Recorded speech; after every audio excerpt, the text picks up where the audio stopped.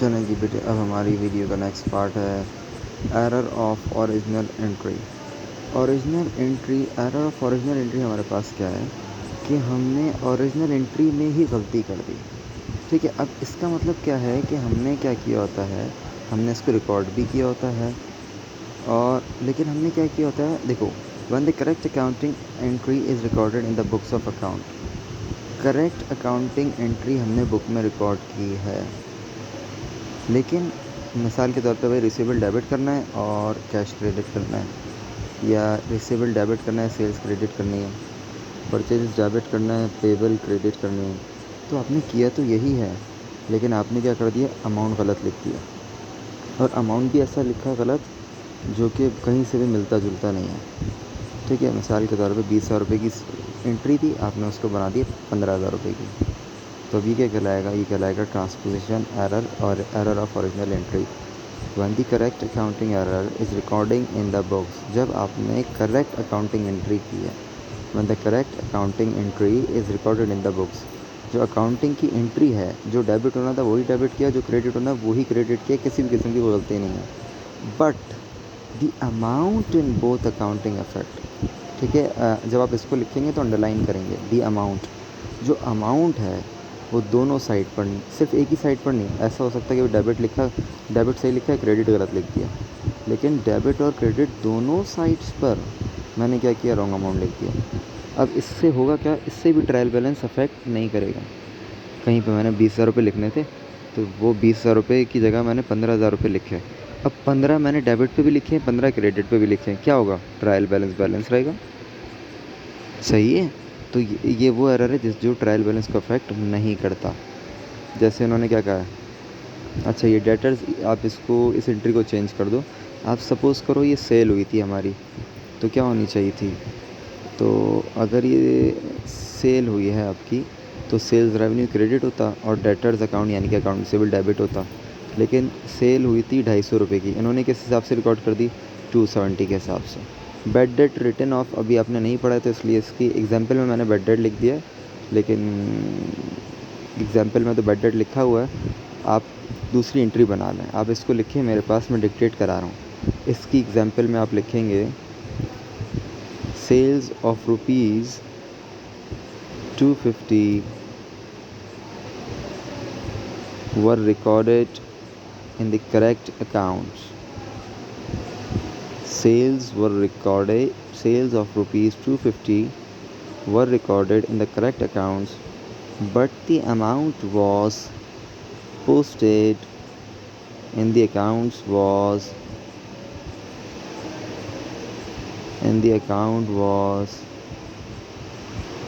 520, causing a difference of rupees 270 on both sides.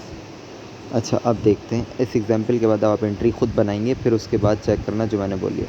अब हुआ क्या है, सेल हमने की थी, ठीक है, और हमने दोनों साइड पे क्या अमाउंट लिख दिया, 520 का। दोनों साइड पे क्या अमाउंट लिख दिया भाईजान, 520 का अमाउंट लिख दिया। लेकिन हुआ पता है क्या है, सेल 520 की नहीं हुई थी, सेल हुई थी 250 की, 250 की हुई थी। हमने क्या कर दिया, 2 और 5 को रेसिप्रोकल कर दिया, 5 की जगह पे 2 और 2 की जगह पे 5, तो कितने की बन गई, 250 की सेल आपकी बन गई 520 की। अब इसको कैसे रिकॉर्ड करोगे, तुमने 520 की एंट्री क्या बनाई होगी, जो गलत बनाई, लेकिन बनाई क्या होगी, रिसीवेबल डेबिट, सही है, और sales revenue credit by rupees 520।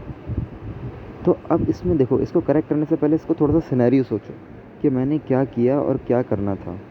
मुझे रिसीवेबल डेबिट करना था 250 से, लेकिन 250 की जगह कितने से मैंने कर दिया, 520 से, यानी कि 270 रुपीज़ से मैंने ज़्यादा कर दिया।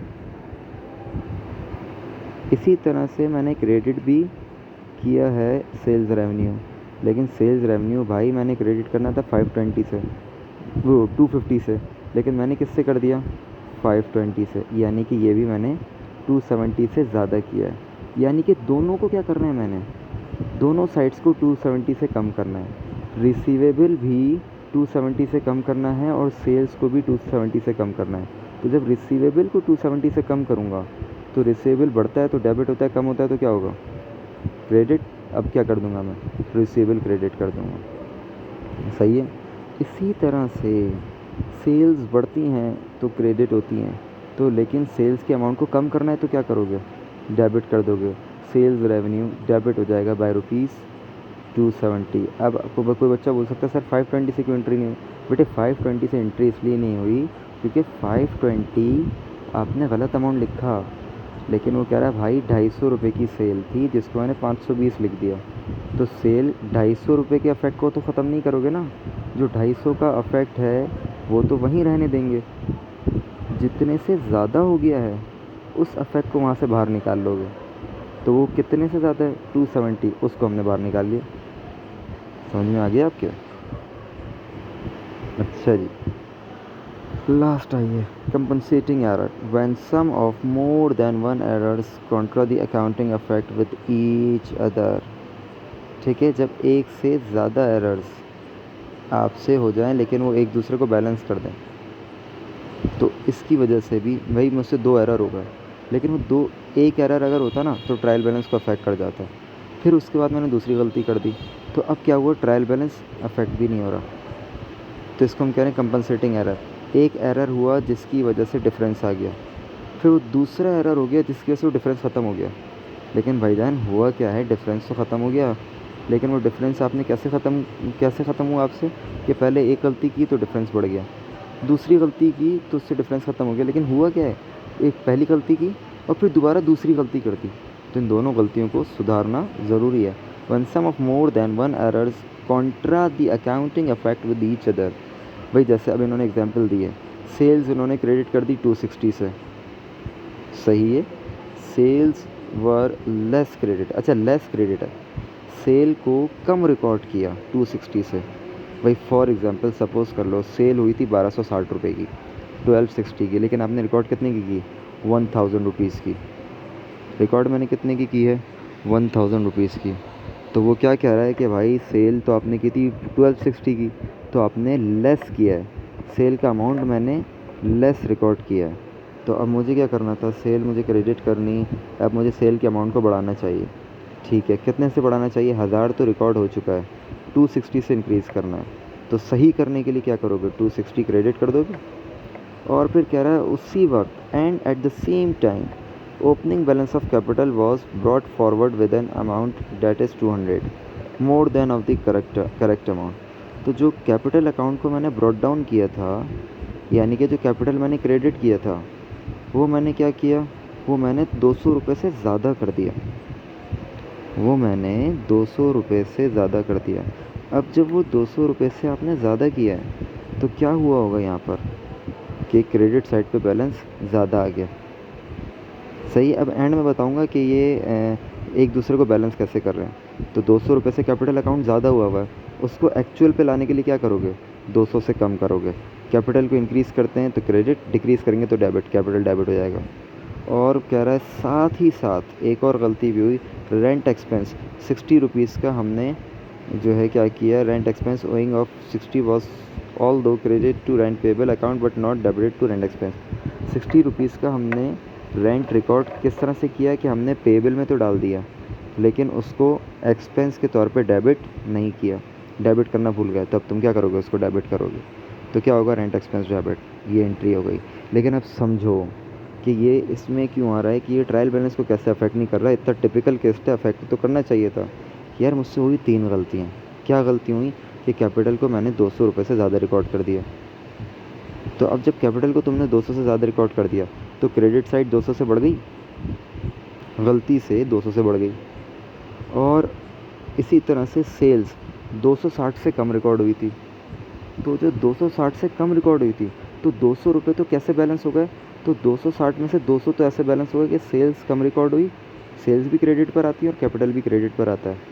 तो इस तरह से बैलेंस हो गई कि जहाँ पे सेल 260 में से 260 की कम क्रेडिट हुई थी। ठीक है, गौर से सुनना है, 260 की कम क्रेडिट हुई थी, उन 260 में से 200 का बैलेंस तो इस तरीके से आ गया, कंपनसेट इस तरह से हो गया कि उस सेल की गलती के साथ साथ दूसरी कैपिटल की गलती हो रही थी जिसको मैंने 200 से बढ़ा दिया था। तो जहाँ पर सेल 260 से क्रेडिट नहीं हुई थी वहाँ पे कैपिटल 200 से क्रेडिट हो गया, तो 200 का अफेक्ट तो ऐसे बैलेंस हो गया। अब सर सवाल ही पैदा होता है 60 का अफेक्ट कैसे बैलेंस हुआ।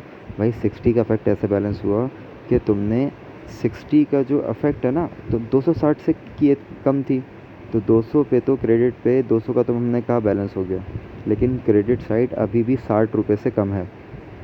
ऐसा मानते हो इस बात को? पूरे सिनेरियो को सुनते हुए 60 रुपीज़ से कम है, लेकिन भाई डेबिट साइड भी तो 60 रुपीज़ से कम है। कैसे? रेंट एक्सपेंस रिकॉर्ड ही नहीं किया, तो क्या हो रहा होगा? ट्रायल बैलेंस बैलेंस आ जाएगा। आखिरी वाला केस थोड़ा टिपिकल है, इसको आप नहीं समझ में आए तो मुझे बता दीजिएगा, मैं दोबारा एक्सप्लेन कर दूंगा, वरना वीडियो रिवाइंड करके 2-3 बार देखो, बहुत गौर से सुनो वर्डिंग्स, इंशाल्लाह समझ में आ जाएगा। ठीक है, चलें बेटे, ये इसको अपने पास रिकॉर्ड करें, लिखें अपने पास, और इसकी मुझे पिक्चर चाहिए सबके पास। जैसा तमीज़ से यहाँ पर बनाया गया है वैसे ही तमीज़ के साथ आप इस काम को अपने पास कॉपी कर लें। उसके बाद ये काम करने के बाद ग्रुप पर पिक्चर आ जानी चाहिए, और ग्रुप पे पिक्चर आने का आपके पास टाइम है जुम्मे की मगरिब से पहले पहले ही आपके पास मेरे पास आ जाए। ठीक है, अल्लाह हाफिज़ बेटे, दुआ में याद रखें।